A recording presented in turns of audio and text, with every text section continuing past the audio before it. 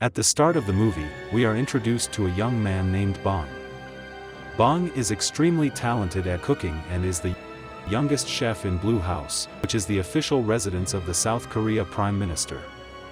That evening, Bong learns that the house is throwing a dinner party for a Chinese ambassador. The ambassador is extremely sensitive to fish bone, so Bong is instructed to prepare a delicious fish dish with no bones. Bong heeds their instruction and immediately starts preparing the dish. At nightfall, the dinner is ready and served to the ambassador. Sadly, as soon as the envoy bites the fish, he finds a hook in it. This puts Bong in a serious dilemma as several guards search the mansion to find him. In the following scene, a pair of police officers investigating the incident arrives at Bong's apartment and knock on his door. He knows that he's in trouble, so he tries to escape through the balcony, while the officers do their best to catch him.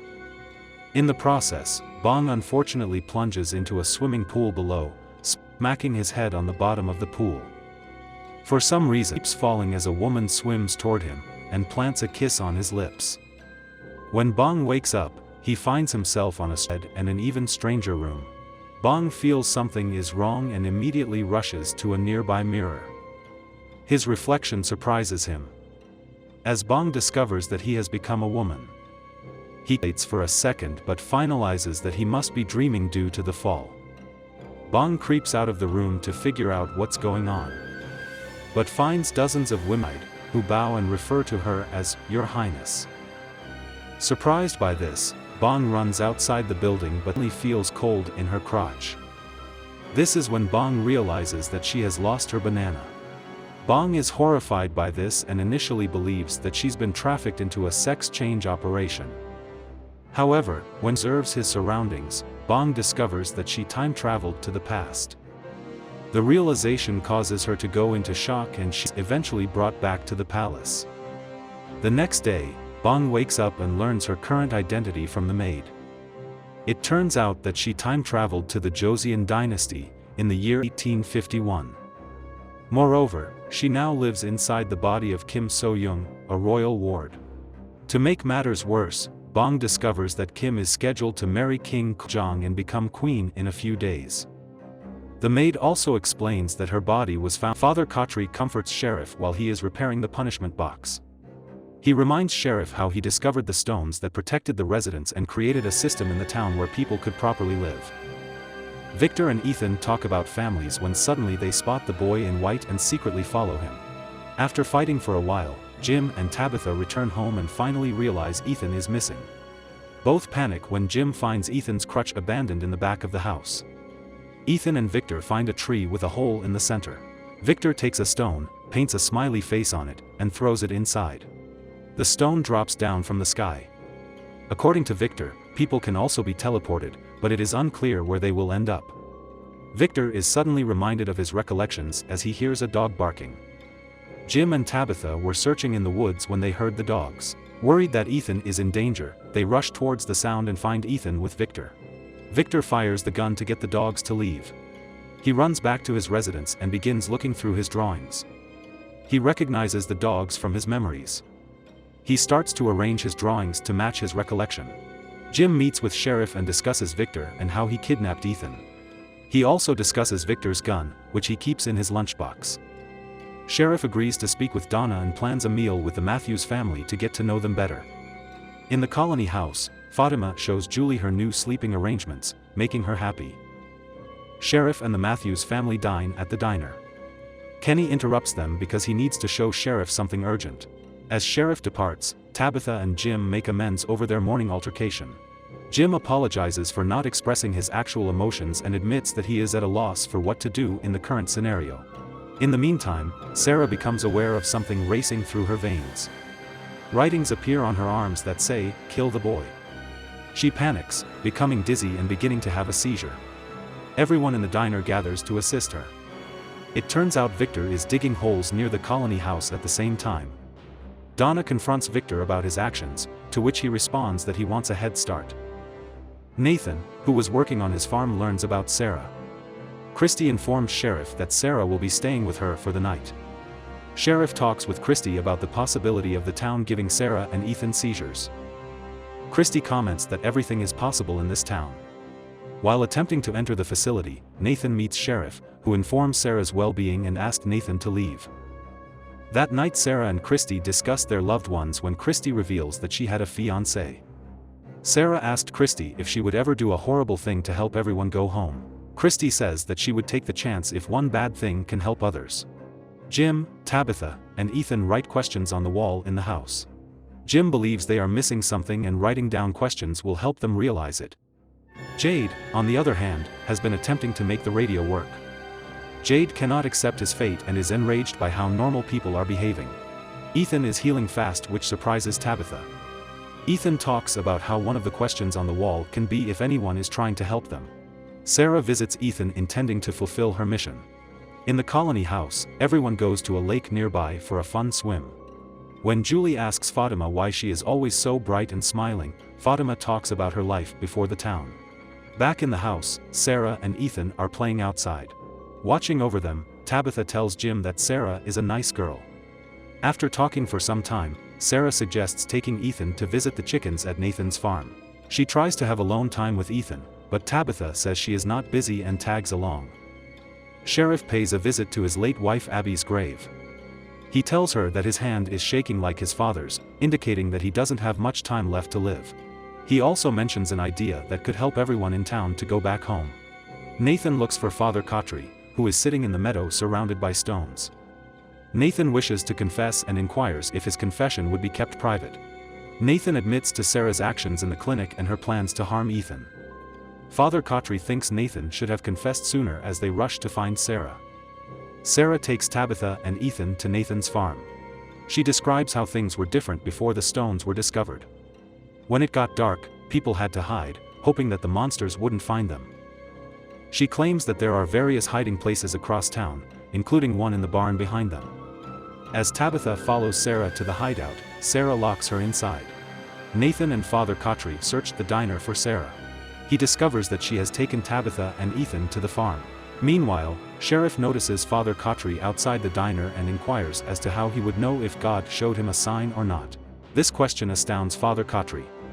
Now with Tabitha out of the way, Sarah takes her scalpel out and approaches Ethan. She apologizes repeatedly, saying that she really liked him. Before Sarah could harm Ethan, Nathan stops Sarah. Ethan kicks her and escapes while Nathan holds Sarah from behind. She tries to free herself and accidentally slits Nathan's throat. Nathan keeps bleeding out when Father Kotri finds them. Ethan runs to find Julie in the colony house. Jim, along with many others, rush to the farm after hearing the news. Hearing Tabitha's voice from the barn, Jim frees her. She tells Jim to search for Ethan. Ethan, along with Ellis, Fatima, and Julie, come to the farm in search of Jim and Tabitha. Father Kotri lets everyone know that he tried to pursue Sarah but she escaped. Jim is enraged at how Sarah tried to kill Ethan and ridicules Sheriff for calling this town a family. Tabitha writes a question on the wall that says, "Did we survive the crash?" Christy is sad that she couldn't help Nathan. She talks to Sheriff about how Sarah kept asking weird questions that night. Christy feels guilty and responsible for whatever has happened, as her answer that night might have encouraged Sarah's behavior. Sheriff and Kenny bury Nathan while Father Kotri does his sermon to calm the people of the town. Julie sees Victor making grave-like holes and is scared of him. Tabitha finds some papers filled with Bible verses while packing the old family stuff. She goes to the church to hand over the papers and asks Father if they are dead or alive. According to Father Kotri, such a question would just make her doubt herself and would not help her predicament. Tabitha asks Father Kotri if you believe Sarah survived the night, to which he responds that it is unlikely.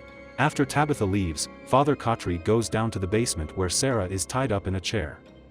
Sheriff and Kenny talk about Sarah and how Mrs. Liu thought of her as a daughter. Sheriff introduces the idea of taking the stones and traveling deeper into the forest to find a way out. Kenny is upset upon hearing the plan and leaves. In the house, Jim has uncovered some real secrets. He opened the wires of the lamps and found that the outlets and wires don't have any real wiring.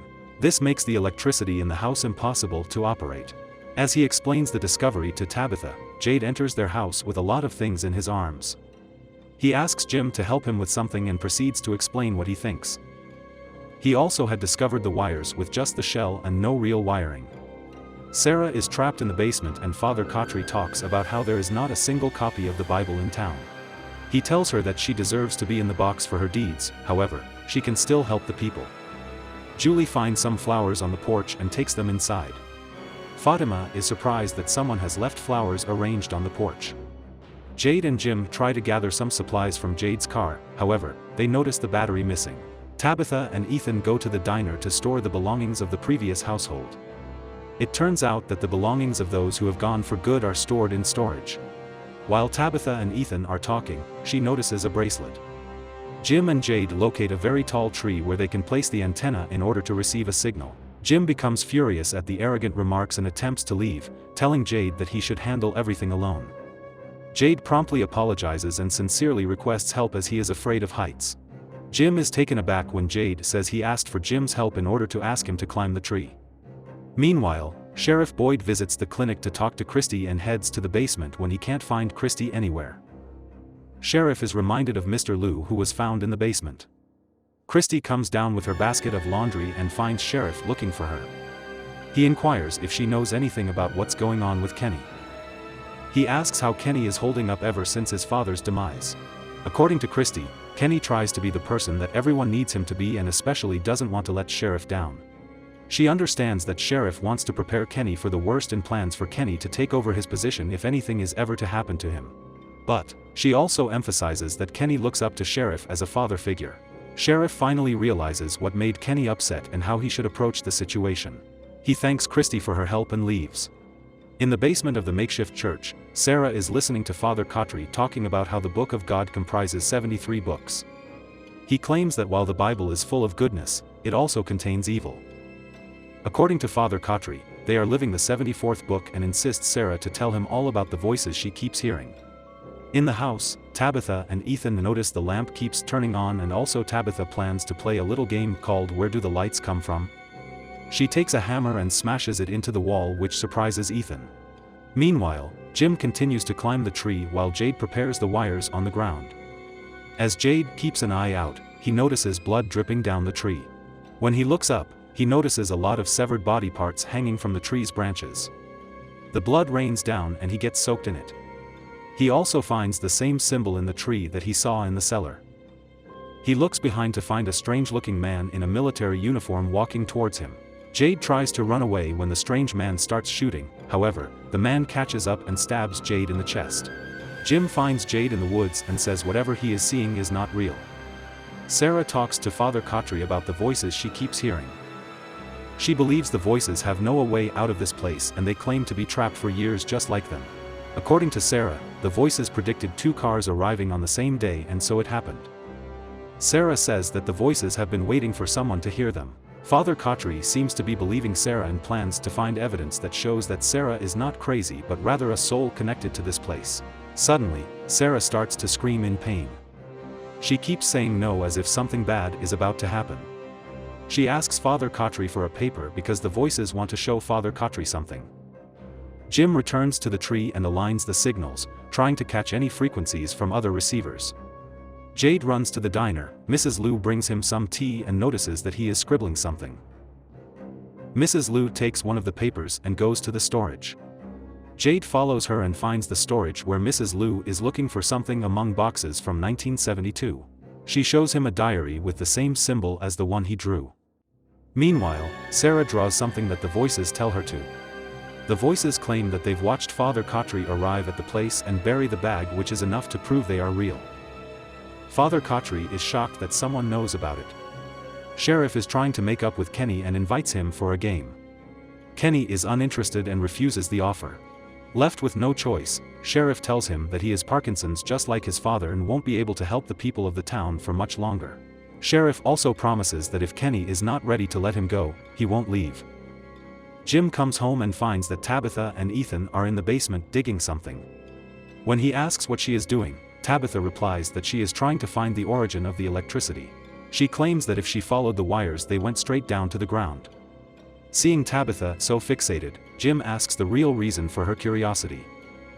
Tabitha asks Jim if he remembers the bracelet she made for him with his father's boot laces. He recalls losing them in the hospital when Julie was born. Tabitha shows Jim the bracelet she found in the diner storage area. Jim is skeptical that it is the same bracelet and laughs it off. Tabitha shows him the mistake she made, which proves that it is the same bracelet. She claims that they can't figure out how the bracelet got here, but they can figure out how and where the electric lines go. So, Jim joins Tabitha for the digging. Father Cautry rushes to the meadow surrounded by the stones and starts digging in the center. He retrieves a bag that has a shirt with a priest collar drenched in blood.